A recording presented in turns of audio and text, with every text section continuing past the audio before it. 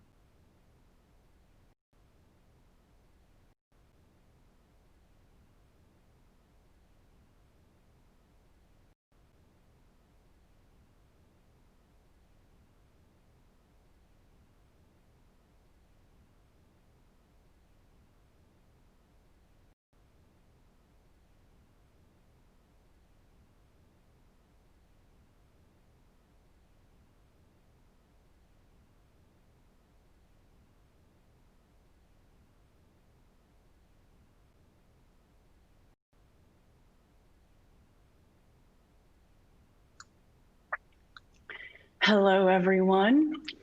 Thank you so much for joining. Welcome to Procore's first Inclusion and Diversity panel. This will be the first webinar of many in our new series, Foundations for Progress. We thank you all for joining us, and we look forward to kicking off a robust discussion on the importance of building a more inclusive industry. Before we begin, I'd like to start by introducing myself. My name is Valerie Jackson, and I'm the Senior Director of Global Inclusion and Diversity here at Procore. For nearly 15 years, I focused on driving global inclusion and diversity initiatives in corporate environments. And over the last year, I've worked with hundreds of passionate Procorians, as we call ourselves, to implement an inclusion and diversity strategy that focuses on driving progress across three pillars: hiring and representation, developing our people and culture, and connecting with the industry and our communities. Much of this work speaks to the importance of driving change by connecting with hearts and minds and leveraging both to improve our companies and our team's outputs. This approach has been especially important and timely as we reflect on the work that still needs to be done to promote equality, inclusion, and diversity. Today, I'm honored to facilitate a conversation with a group of construction leaders and social equality experts. The purpose of this conversation is to create a platform for the industry to lead, to listen, and to grow together. If one thing has become clear, it's the fact that part of the work and the change lies within each of us. The individuals on today's panel join us from a diverse set of backgrounds, experiences, and perspectives. While each speaker has their own unique story about what got them to where they are today, there's one common theme. As leaders within the construction space, they are committed to moving the industry forward. Over the next hour, we invite you to listen as panelists discuss the following topics: what's being done to make construction more inclusive and diverse, the kinds of changes that can have lasting impacts, and how to keep the conversation going with your team, your peers, and your communities. Now, the one housekeeping item: please use the Q&A module for technical questions only. We've reserved 5 minutes at the end of this session for a Q&A with the panelists to address one of the most frequently asked questions that were submitted by attendees in anticipation of today's webinar. The question focuses specifically on how to build an inclusion and diversity strategy, and we look forward to addressing this topic with our panelists later in today's session. Before we jump in, I'd like to hand it over to Tui Courtemanche, Procore's founder and CEO, to share a few opening remarks. Tui? Thank you so much, Valerie. And I'd like to thank each and every one of you for joining us today for Procore's first Inclusion and Diversity panel in our new series. This is an exciting event, and we're going to be doing many more of these in the coming days and weeks and months. Like many of you, I'm heartbroken and outraged at the horror, inhumanity, and injustice of George Floyd's death and so many other countless deaths over the years due to racism and justice, including Breonna Taylor, Trayvon Martin, Rayshard Brooks, and Ahmaud Arbery, just to name a very, very few on a very, very long list of tragic deaths. Their tragic and senseless deaths show that systemic racism, violence, and inequalities towards Black communities in America are a painful part of our country's past and unfortunately our present. Black lives matter. We at Procore stand resolute against racism, and we commit to continuing to speak out against racism and to promote equality for all. Procore supports and stands with the Black community today and always. Let me assure you that we're listening and that we're learning and that we're finding ways to promote positive change within Procore and in the construction industry. As you all know, last Friday was Juneteenth, which commemorates the end of slavery in the United States on June 19, 1865. As I reflected on that day, I was reminded of one simple truth, that change is possible. But in order to fight systemic racism, we need and we must do more. I founded Procore on the vision of improving the lives of everyone in construction. That's regardless of race, gender, politics, or beliefs. And in the 18 years of serving the construction industry, that commitment has never wavered, and it still stands true today. At Procore, we have three core values: openness, ownership, and optimism. These values are the foundation of our inclusion and diversity efforts.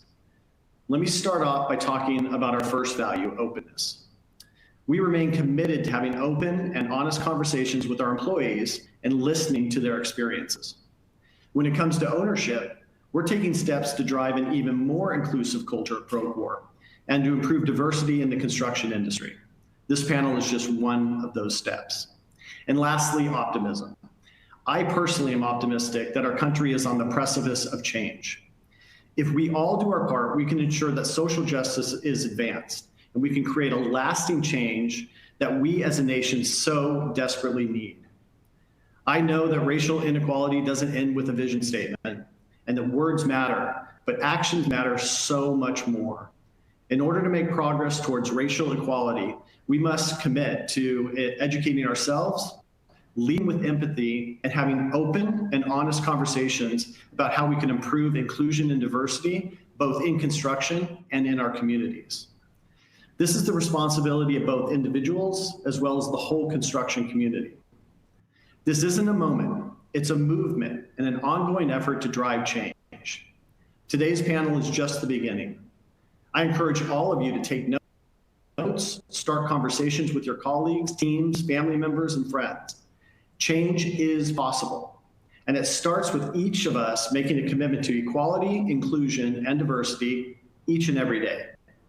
Before I hand it back off to Valerie, I just want to leave you with this. It's very important that we keep this conversation going. As I mentioned, this is the first inclusion and diversity panel in our new series, and we're going to be doing more of these, as I believe that keeping this conversation alive is critical to making this movement have that lasting and systemic impact that is so long overdue. So I'd like to, if any of you want to be a panelist, I'd like to invite you in the future to share your insights and stories and perspectives. And if you are at all interested, I strongly encourage you to reach out to us at inclusion@procore.com. So with that, I'm going to hand it back over to Valerie, and I'm going to jump off as a presenter so I can log in to hear this important conversation alongside all of you. Valerie? Thank you, Tui. I am so very excited to dive into today's panel so that we can discuss how we've each seen change in the construction industry over the years, and also how we can be the change. How we as individuals and organizations can drive the change that we know will benefit the entire construction industry today and tomorrow. So let's start with our amazing panelists. Today, I am joined by Paul Walker, Vice President, Technology Division at Hoare Holdings, Rick Kahn, Senior Director of Innovation at Mortenson, Dr. Giovanna Brasfield, Vice President of Diversity and Inclusion at Flatiron Construction, and Henry Nutt, Chair of AGC's National D&I Steering Committee and a pre-construction executive at Southland Industries. Since there is great power in stories, I've asked each panelist to share their journey with us, their own introduction, in their own words. So, for our very first question, I'd love to start with each of you telling us about your career journey and where you've seen progress as an industry. Paul, would you like to start us off? Absolutely, Valerie. Thank you very much, Procore, for putting this together. This is a very important conversation, and I'm glad that we've got the platform to share our experiences and our story. Once again, Paul Walker with Hoare Holdings. I'm based in Birmingham, Alabama, the heart of the civil rights movement many years ago. And so I've seen firsthand some of the things that have taken place here in my community and some of the struggles that we face as a country.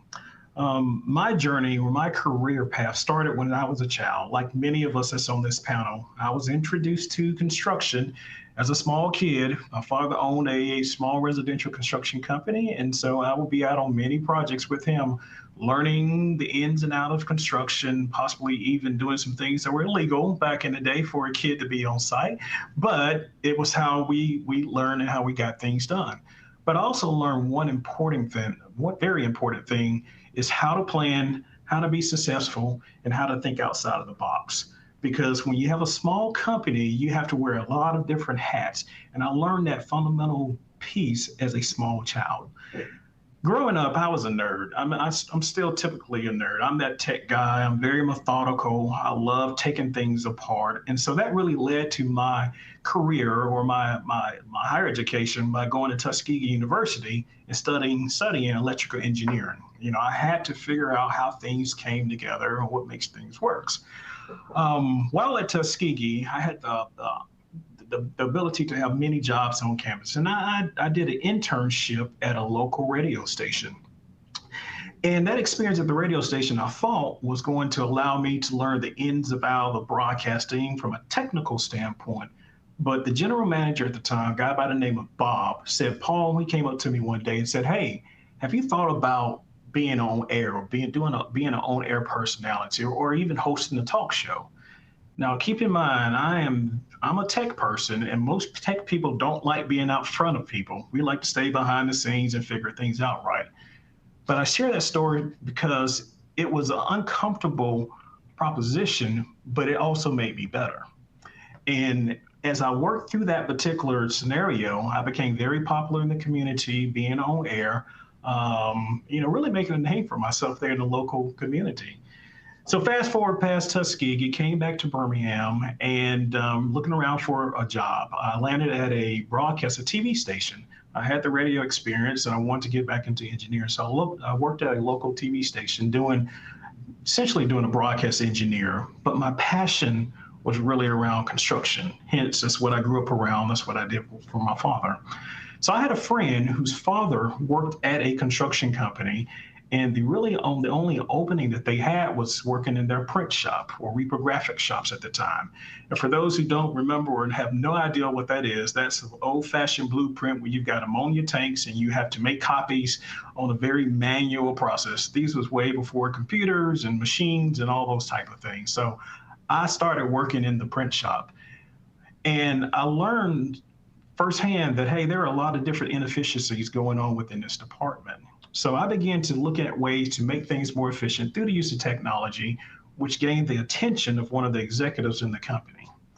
And then from that point forward, which was 25 years ago, I've been able to work through various positions within the construction company here to where I am today as Vice President of Technology. So what I've learned is you have to take advantage of all the opportunities as they appear to do things with, but also not be afraid to step out and try something different. And I really contribute my success through, foremost, my father teaching me the groundwork, but also taking advantage of those opportunities. And the executive team here wanting to step out and do something different because I was out of the box thinker. So that's how I ended up here with the path that I'm in today. It's always tough going first, but so thank you, Valerie, for that. You did a great job. Thank you. So I love the out of the box theme. So if we can go to, let's say, Rick, you want to go next and tell us your journey and also how you've seen the construction industry progress? Sure. Thank you. Can you hear me? All right. So my name is Rick Kahn. I am our Senior Director of Innovation at Mortenson. I've been in the company for about 15 years, starting in our Denver office, and I'm now based in Minneapolis. Like Paul, I grew up in a construction family in New York. My dad was a mechanical contractor, a smaller contractor.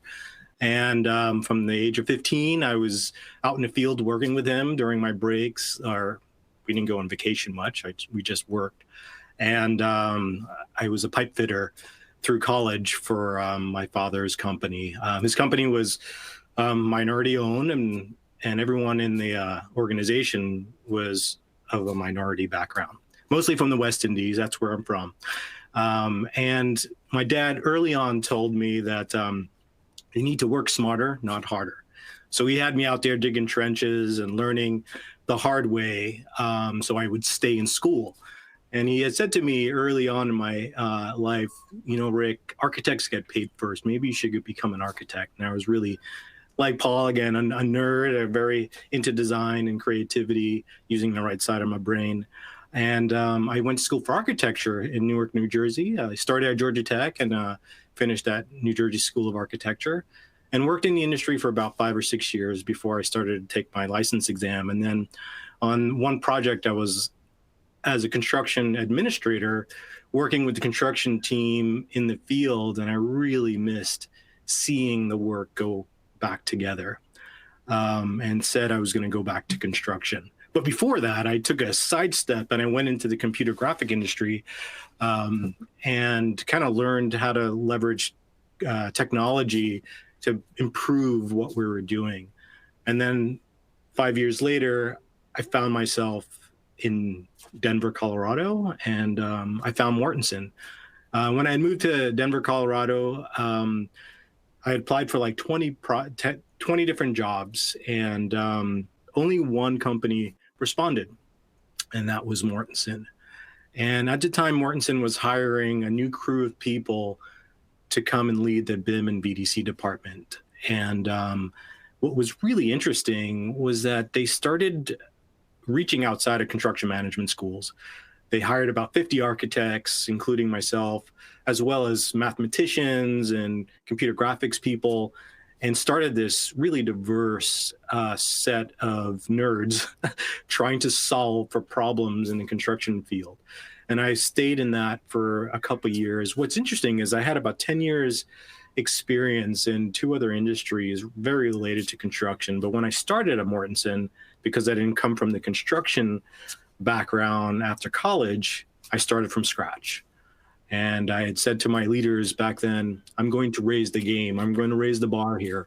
And they laughed at me. But what was really exciting was that every time I challenged something, the company, the people were there to listen and be okay with it. And being okay with it doesn't mean they just said yes. We had a no but culture. And I think over the last 15 years, we transformed from a no but culture to a yes and culture. And now I lead our innovation program. And it's really interesting because I've seen the company transform from a pretty white environment, male-dominated environment, to very much more inclusive, much more diverse background and organization, where we have leaders in place like myself really taking charge and preparing the business for the future. So I say the one thing that I learned is like work smarter, not harder. And I think constantly challenging the status quo is what got me here, not trying to fit in. And I think that's really important. So thank you for that. Thank you. Thank you so much.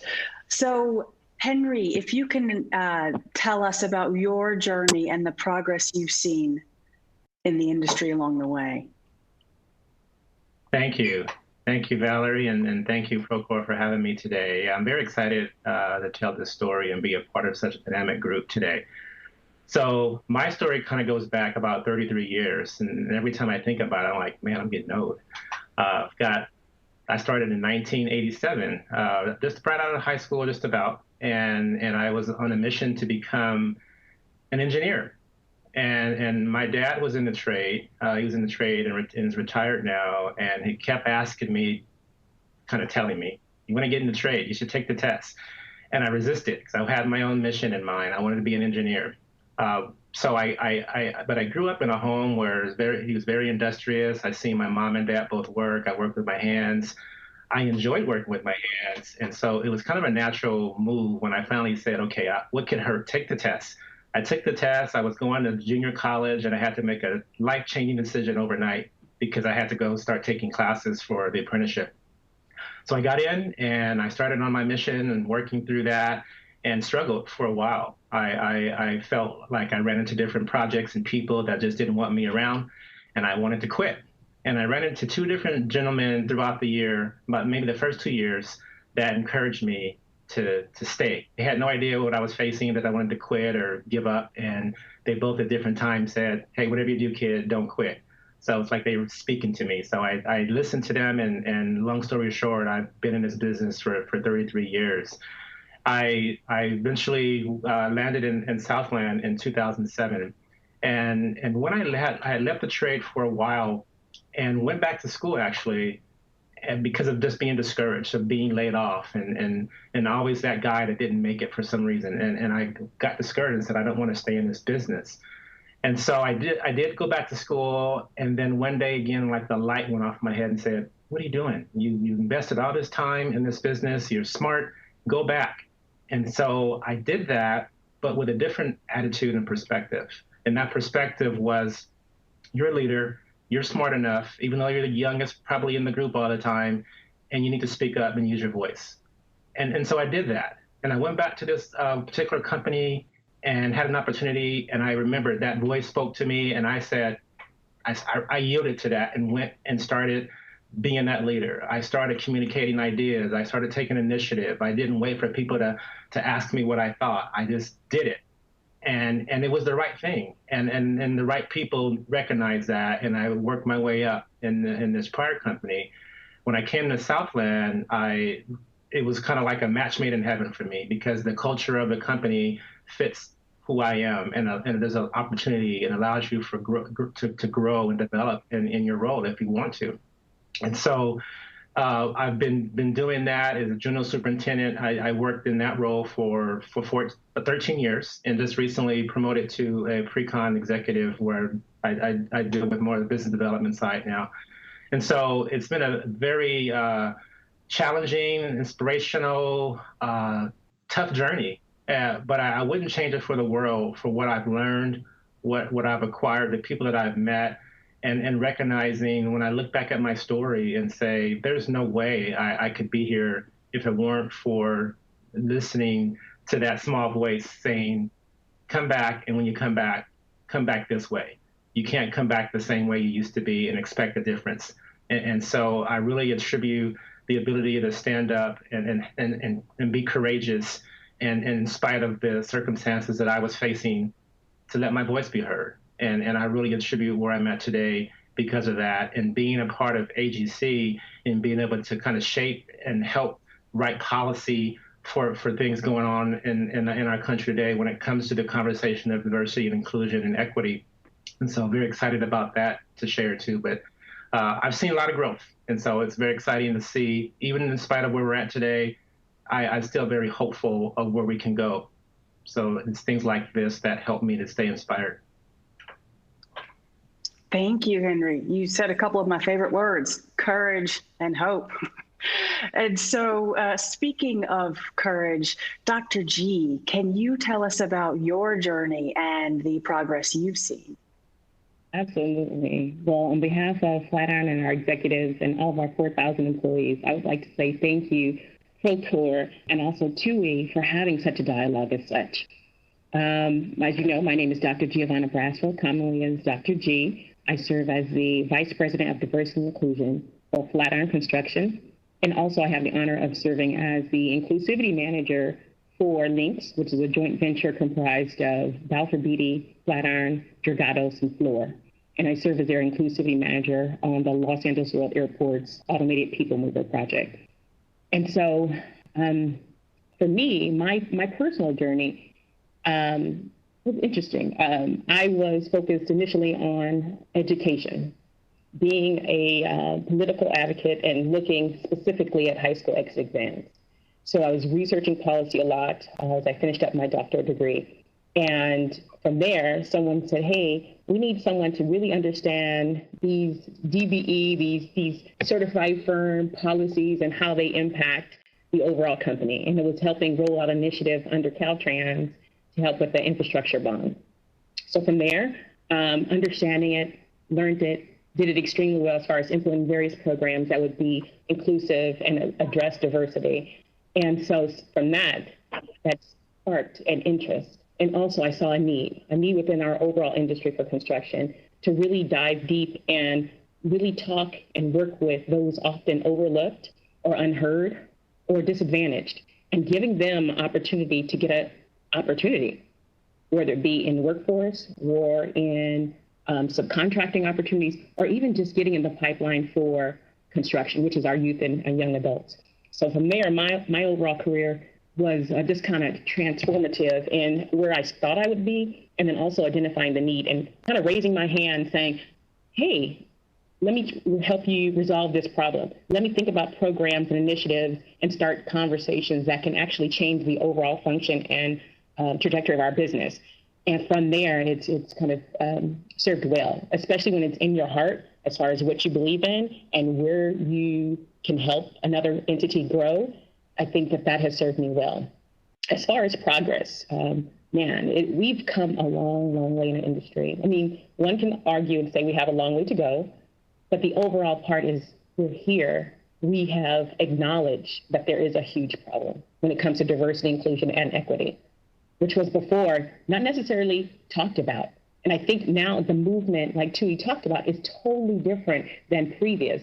Anything we've seen before in our industry. There's more initiative, there's more, especially empathy behind all that's going on, because there's conversations, there's information sharing, and especially when it comes to us as Flatiron, we're starting to have town hall meetings specifically to address these conversations about, okay, how do we understand as an organization what is going on in our communities, and how do we grow from that? Like taking the information that's out there and growing, and using some of our other competitors to really look at who are leading the way as just starting. So I definitely see the progress that's happening in our overall industry. And again, my career just, I'm glad I chose it, and I'm glad I rose my hand to say, pick me to take on this monster challenge.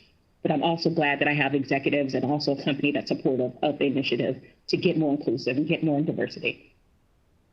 So thank you. 100%. Thank you, Dr. G. And since you're about raising your hand, I'm going to stick with you for the next question. So all of you talked about the progress that you've seen, but you all either said explicitly or implied that there's more work to be done.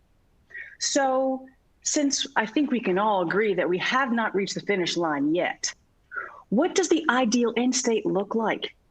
What does success look like? And I'd love to start with you, Dr. G, but I really want this to be a robust conversation because I know y'all got some ideas and some passionate responses. So Dr. G, let's kick it off with you. Absolutely. I mean, I think success looks at just having the conversation, starting. There's companies like, for example, Turner Construction that started in the 60s with their inclusivity and diversity program, or Swinnerton that started in the 90s. But for us in our position, it's just start.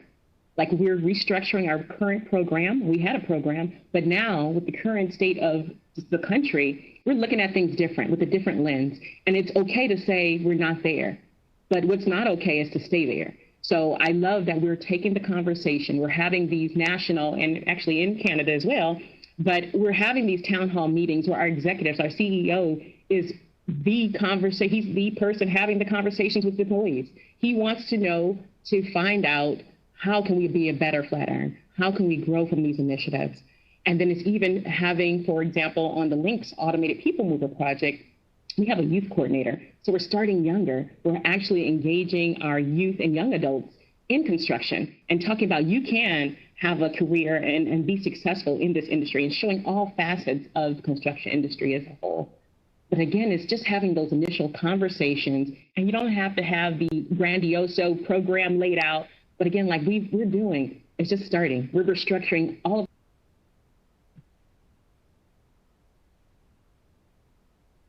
It looks like we lost Dr. G, but I know she'll come back. She was on a roll, and she was talking about just starting, getting stuff started. And when you start things, you got to be innovative sometimes. So Rick, speaking of innovation, what does success in this effort in the industry look like to you? I think Dr. G started on it. It's targeting the youth. We need to rebrand construction because the minorities across this country are not exposed to construction early on. And if they are, they're exposed to the blue collar side, the tough side, the work hard side. And I think that's a negative connotation against the industry. I'd like to rebrand construction as a high-tech industry because I'm working on autonomous vehicles right now on our projects. We're automating, we're digitizing, we're going through this massive digital transformation in the industry and within our firm. And I think we have to start at elementary, middle school, and high school to prep students so they understand that construction is not just a bunch of hard work. There's a huge opportunity for them, and we need that diverse thought in our industry. We're starting to hire now from lots of different industries, not just construction management. And I think for a long time, the companies that exist in our environment basically recruited from the same schools, like Texas A&M and like all these schools that, spit out really good construction management students. But now we're starting to look at manufacturing, aerospace, logistics, distribution, and starting to hire from those industries to bring in a diversity of thought, because we really need to change. And I'd like to, the quote of, what got us here won't get us there. And I think it's really important for us to do that. 100%. And so, Dr. G, where you left off was talking about just starting, and Rick was talking about how we should start to rebrand the industry for younger talent. Was there anything else you wanted to add to what success looks like? Yeah, I would like to also echo what Rick just touched on. For example, for our Los Angeles World Airport's Automated People Mover project, we have a person that's assigned her to youth and young adults. So her role is our youth coordinator, and her is to collaborate. She actually thinks about ways to engage from middle school, high school, and also those continuation students, but providing them with information about construction so they can change their perspective and think about careers in construction differently. So it's building that pipeline and then having that diversity and also the inclusivity that would help with retaining the employees as well. But success just comes in so many different facets. So from the internal component, when you're talking about retention of employees or even growth of employees, there's also externally when you're looking at various programs or organizations you support when it comes to diversity and inclusion, and then also where the dollars are going, right? What are you really, really supporting? Most definitely. So Paul or Henry, what does success look like to y'all? From either an organizational standpoint or an industry-wide standpoint?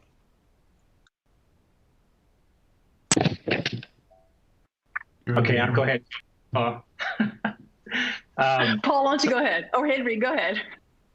Okay, so I think of four things, and I kind of wrap them all up in the word that I used earlier, courage, and kind of going back to Dr. G and Rick, tying into that, it's having the conversation. First of all, it's success looks like for me, companies, organizations, people, communities, having the courage to have a conversation. And not the placebo conversation, but the real conversation, acknowledging the realities that we are in, acknowledging the past of where we've been, and then having a vision about where you want to be, and understanding that their influence, which is my second thing, has a lot to do with where we're going to go. The ability to use your influence as an organization, as a company, as an individual with power or authority, you have the opportunity to influence people, how they think, what they do, what they won't do. The next thing is leadership.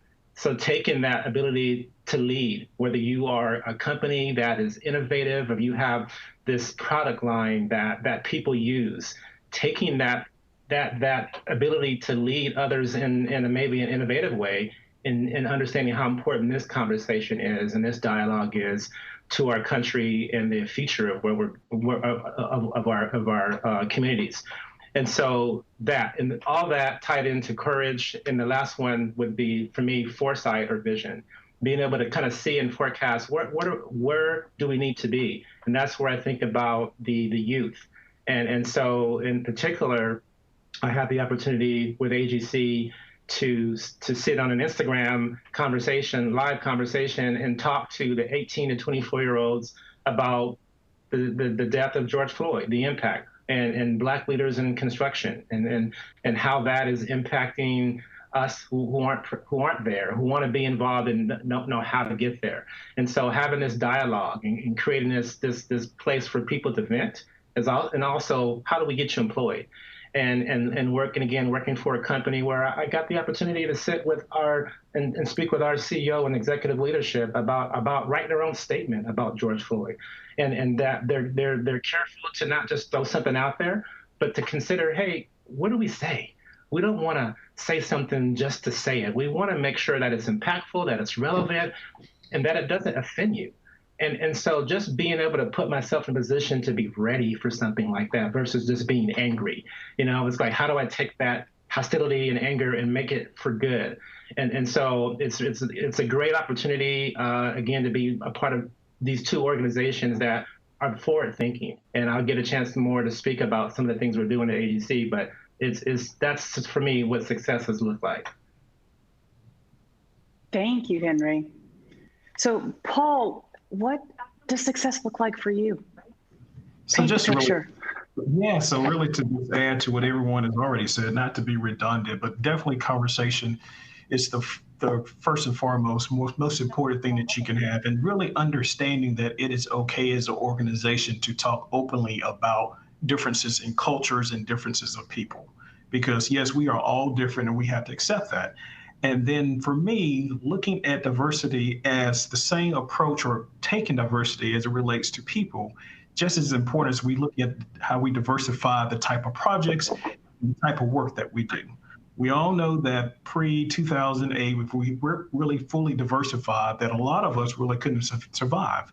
And it's because we have so many different types of work or different avenues of work that we look at and that we chase. So why don't we apply that same principle as it relates to people, that it really takes a diverse group of people to be able to achieve the same type of goal to make a company successful as it does whether you're selling a product line or you're building a different product type. That's the same type of mindset, and that's what success looks like for me, when you can kind of really have that same mindset at the executive level, that this is just as important as the type of platform or the type of projects that you are building from a diversification standpoint. I love that you mentioned that. Diversifying our portfolios, diversifying our approach to building our people and our businesses. So does that mean all y'all agree? That's what success looks like? We're all, wow, that's beautiful. Okay, so since we are aligned in that segment, are we also aligned on how we close the delta? Right? We've acknowledged that we are here and the finish line is somewhere over there.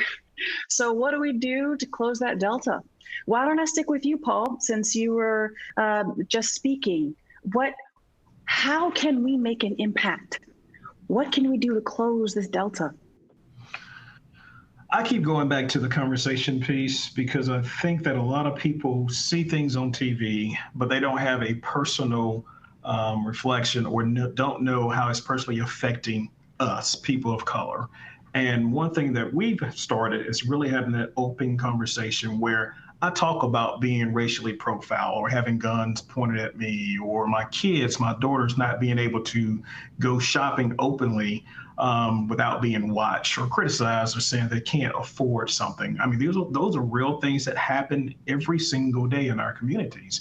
And until people of other people understand and hear that from someone that they know and trust and love and have been knowing for a number of years, it doesn't hit home. And so once it starts hit home, then you have that grassroots effort to where from a culture and community standpoint, things really start to change. And I know we're here talking about from a construction industry standpoint, but we really have to also focus on our communities, because that's really where it starts to make difference, that any one of us can go shopping or go travel or anything and not be judged solely by the tone of our skin, but really about who we are as people. And so that's really a step for me, and we've got to find that gap, but it starts through that open line of communication that you have across all different groups. Thank you. Speaking of open lines of communication and going beyond construction, Rick, when you think about what we can do to close the delta, or what we've started to do, or what y'all have started to do to close the delta, what are some of those impactful moves?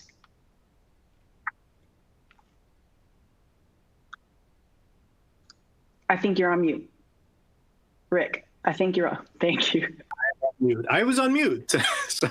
So I have 2 points. One is to start looking outside of the construction industry and start to hire diverse talent, diverse thought from other industries. I think there's so many other industries that are much more inclusive and diverse than construction. Construction is still a white male dominated industry, and that's changing. I think the second point that I need to make is it's about leadership. Leadership has to take the initiative and get educated. Before we have the conversations, leadership needs to be educated. I think about 5 or 6 years ago, our entire senior leadership team spent a year on I&D education.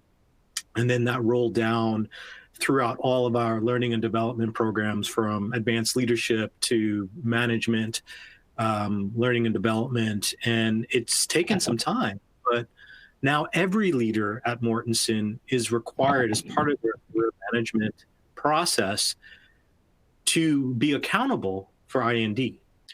Every performance review I have a separate sheet to fill out about what was my accountability for, developing talent, recruiting talent, public outreach, community outreach. What are we doing as leaders to drive the business forward and drive that change? So I think those are the 2 key points I'd like to make. I love it. I love it. And so sticking on the leadership aspect, I know that Henry AGC has an entire initiative designed to support folks in this effort. Can you tell us about that and how you've seen that be impactful? Absolutely. Thank you for asking. So yeah, we have several initiatives that we're working on every year, and as a chair of AGC's D&I steering committee, we have a team of people that are from different backgrounds and businesses, looking at what's going on out there and using our expertise to try to, again, bring that information to AGC to impact the thousands of companies that are members. And so we have an initiative now that was launched. It's called the Culture of Care. And it was kind of stemmed from an actual incident that occurred in DC, where a noose was found on a construction project. And initially, there was not much going to happen with it. It was kind of shoved under the rug and kind of was going to go away. But actually, a white male that took the initiative and the lead and made it come to the public and came to the support of the individual that was a victim in this scenario. And so from that, the Culture of Care was launched, which essentially is a campaign designed for companies across the country to take a pledge that says they're going to make, in a nutshell, their work sites a place where there's safety, psychological safety, emotional safety, in a productive environment where people can focus on getting their work done and not profile for what they look like or who they are or where they come from. So it's a commitment that goes from a company to an individual that says, I'm going to take part, I'm going to become an ambassador, I'm going to be responsible for creating this culture as an individual to the next person on my crew. And so just so ironically that I was a part of a conversation the other day about an incident that happened across the country with someone that I knew. He called it out and said, hey, well, we had a racial incident, so I wasn't able to make this meeting. So I shot him the website and said, hey, just FYI, this exists. If you think it could help, take a look at it. And one of the persons on my team said, hey, I'm going to go look at it. And they signed the pledge locally in Northern California. So it's a great way to kind of step up and say, I'm going to, again, be that change. I'm going to be the company or the individual to make a difference and to create this environment for people to feel like they matter, on their job site. So it's really cool. I love it. I love it. And so talking about doing challenging things and making commitments, Dr. G, I know you've been involved in a lot of efforts that have been impactful and that are seeking to close the gap and close that delta. What are some of those things that you've been doing either through Links or Flatiron or in other areas? So just overall, it's a lot of listening, a lot of looking to other companies who are a little bit further along in the journey for either community or citizenship, like our sister company, Turner. We look at them. They've been doing it since '68, and then Swinnerton is also at the forefront. So it's not necessarily recreating, but it's actually collaborating and trying to figure out how can we have some resources to tackle these particular issues for diversity and inclusion and equity. For us as a company, for Flatiron, one of the things that we've done is not only listen, which is the biggest thing, listening and having empathy and understanding what are the roots of the issues, but we've also had training for our executives, making sure there's inclusive leadership training. There's also been diversity and inclusion training, as well as unconscious bias, which is a bigger one, right, when we come to these issues. And then also we are relaunching our diversity inclusion growth group, which is called DIG for us internally. But it really is going to have our employees getting together to address issues for all employees regarding diversity and inclusion to really have a stronger us, which is a stronger Flatiron. A thing we are doing at the Links Project specifically is we have a women's leadership network. And although we're a joint venture comprised of 4 different companies, one thing that we're identifying is the overall need within the industry as a whole for women to make sure that we're prepared. So when we go back after the end of the project, that we're skilled with a toolbox of resources that could help us within the overall industry. So there's kind of different levels from the overall industry. We've been looking at things, and then also for an individual company with Flatiron, and then for our joint venture as well. But you're just seeing large changes and shift to really close this delta because of the critical need for this to happen. Because we found over and over again with various research, you can look at the outcomes, that diversity and diverse thinking for teams get actually better outcomes. And so this is really important for us as a company to take this conversation to the next level, and even us to work and look at as an industry, how can we change? How can we really maximize? But how can we listen to understand what are the real issues behind it, and how can we grow, taking past programs from training to various business programs, to mentor protege programs, to just changing. And I call it, one of our executives did this amazing thing, and I want to share with you. He's our executive VP, and it was a huge push initially to talk about women inclusion. And so he said, man, I hear all the issues, I see the data, and I need a little bit more. I need more understanding. And because of that, he signed up, and he raised his hand. He signed up and went to a Women in Construction conference. And he said from that, being the minority in the room, but hearing more so what were the issues from women all throughout the country, and understanding at that point, that's when he became the champion. So it's having those kind of experience with our leadership that are having them really advocate, really be the champion not because they have to, but because it's in their heart. It's part of who we are as a company, and looking forward to moving forward and closing this gap and working with partners such as the ones we are here on panel with, as well as the AGC of National, to look at how do we close this gap and really have long-term progress, not just a temporary Band-Aid, but something that's going to be everlasting change for diversity, inclusion, and equity space. I love what you said about that executive's experience. It sounds like in that conference, he was listening with his ears and his heart. Absolutely. Which was a new way to listen, perhaps. So without that experience, it would have been a different conversation, because he had to go there and see and hear and learn. And there's the same thing when it comes to ethnic background, having exposure, because now you're aware, you know, and you've seen, you had, again, the empathy, which is having that connection, because now you understand.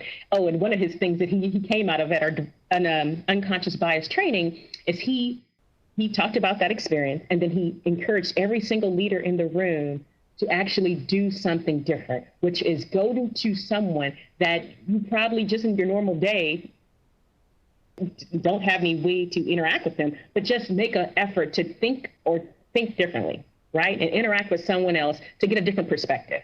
Because we're talking about a better, flatter, and what does that mean? That means sharing of information, sharing of resources, sharing of ideas, and sharing of thinking. So he's encouraged everyone. And then I asked him, I said, hey, how did that go? Did you do what you said you were going to do? He said, absolutely. And I have a different perspective, Giovanna, and I understand diversity inclusion with a deeper understanding. So I was like, conversations like this, not only internally, but across our industry, make a difference. Make the difference when we have our leaders like the forefront of change, not just saying, oh, we need to do it, but actually in the trenches with us, diversity and inclusion professionals. That's what makes a difference. 100%. So I am so thankful that all of y'all have been leaning into this discussion and sharing your insights on what we can keep doing, lots of listening, right? But also acting and starting somewhere. Before we wrap our panel, we committed to spending a few minutes addressing one of the most frequently asked questions that was submitted by attendees in anticipation of today's session. And that question is, can we share more about how to start an I&D program, specifically when there's nothing in place and it's not even a conversation yet? And what I would love from each of you as you consider your answer to this question, think also about, what haven't we heard today? What haven't we put out that needs to be heard? And how does that fall into the steps we can take to build a program, to take the first step? That's a big question, but I've seen Dr. G and I've seen Rick nodding. So I know some thoughts are going. So Rick, do you want to kick us off? Sure. I want to go back to saying it's important that leadership gets trained. I think Dr. G talked about all the training that her organization went through. I think that's required, because before we have the conversation, we need to understand our biases. We need to understand from a different perspective how to look at the situation. I think before the training, or I don't like the word training, I should say education, because it's about educating yourself. Training is something I do to you versus, education is what you do to yourself. And I think it's really important that leaders are trained or educated. I messed up there. All right. Thank you. Both. So, Dr. G, what are your thoughts about starting an I&D program? We know you're passionate about starting. So where can folks start? Where can we break ground? So again, just starting, looking out there in the industry for other companies that are out there in the forefront, having those conversations. People are actually willing and looking forward to sharing. They share information willingly about diversity and inclusion, how you can position, how you can strengthen. But again, our part was not necessarily competing against our competitors in this space, because it's like safety. You just do it. You have to make sure safety, so you have to make sure you're inclusive and your firms are diverse. We're just starting. And so we started our conversation by listening and talking and having those honest and uncomfortable, often, conversations. And like Rick mentioned, was that education that comes from that, with having our leaders educated on some of the concerns and issues and identifying there is unconscious bias. But how do we navigate and move forward with that whole effort? And then even mentor programs, that's a big one, right? You talk about mentorship. So how do you get or promote people? And it's having them exposed to areas maybe they haven't been exposed to. There's also conversations that you're having with people of all levels of the company to understand different perspectives, different functions in the business. Maybe something that we think about at the top level might not flow well at the craft and someone who's in the field. So really having those clear understanding, and that's something that we're looking to from our diversity, inclusion, growth group, is having a team of people, employees, getting together to tackle these tough issues, to tackle these concerns, and then from there filter out the overall recommendations. There's also working with or partnering with, of course, AGC is number one. There's a whole network of construction companies getting together to address this diversity and inclusion space. So it's making sure that you have that connection back to your AGC or even Procore.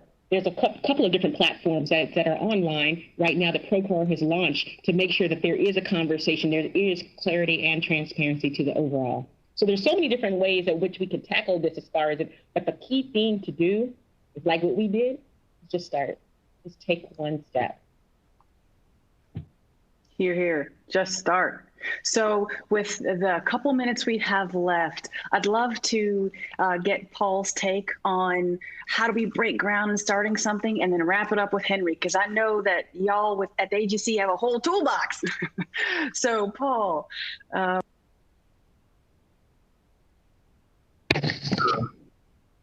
First steps we can take to build them. Sure. So just real quick, as we conclude here, I think take a true self-assessment. If you're an executive in a company and you're watching and listening to this, try to dig into why haven't we done something up to this point, and be open and honest with yourself. It's okay that you haven't started, but this is the time to start. And like we've all said, have those open conversations. And you can quickly, with all the different resources that are being made available through Procore and other tools around AGC, you can get there in a very quick manner. But be open with yourself. Have the tough conversations. Henry? Thanks, Paul. So if I could stand up right now and I feel like this is like one of those conversations that have this pounding on the podium kind of thing and be impassioned, I would do that. I look today. This is your moment, and I'm speaking to those companies and the question directly that you asked Valerie about how do you get started? What do you do? This is your moment. There is no time like ever before in the history of our nation where there is a wave happening. There is a momentum happening where you can see people of all backgrounds and colors are marching the streets, are putting themselves at risk physically, and because they believe in something that's bigger than them. And so there was no better time than now than to say, what can I do? And look at what other people are doing. And so it's everything that everyone has said. It's about education.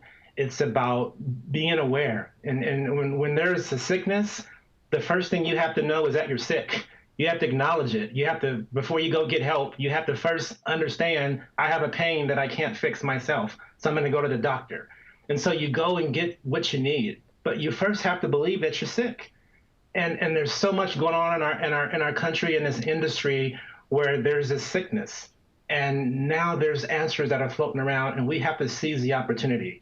And so one of the great things that I can say and share about AGC is about 4 years ago, there was an event in Chicago where the CEO, Steve, asked everyone, a group of us, to come and go to this one-day session and listen to the people of color talk about diversity and inclusion in AGC. Why doesn't it exist? What can we do? And he heard a lot of stuff in his ear. And I give him some dap for being courageous and taking that step, because it wasn't easy.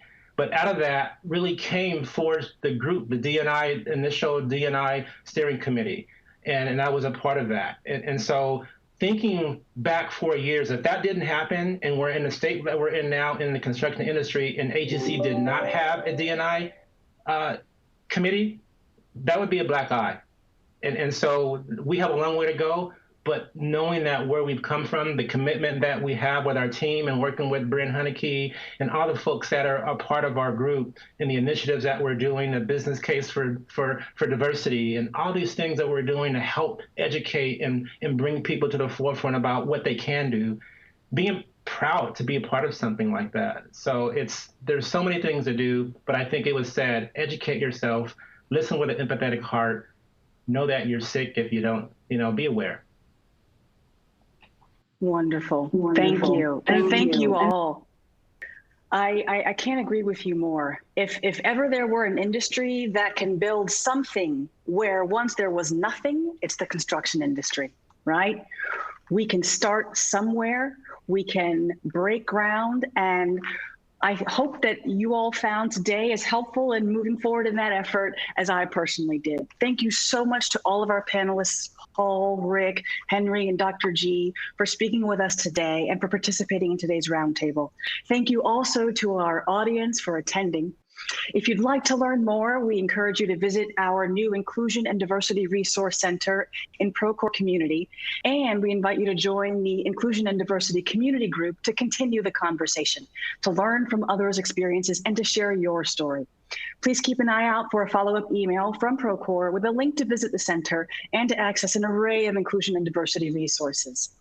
As mentioned, this is the first webinar of many in our new series, Foundations for Progress.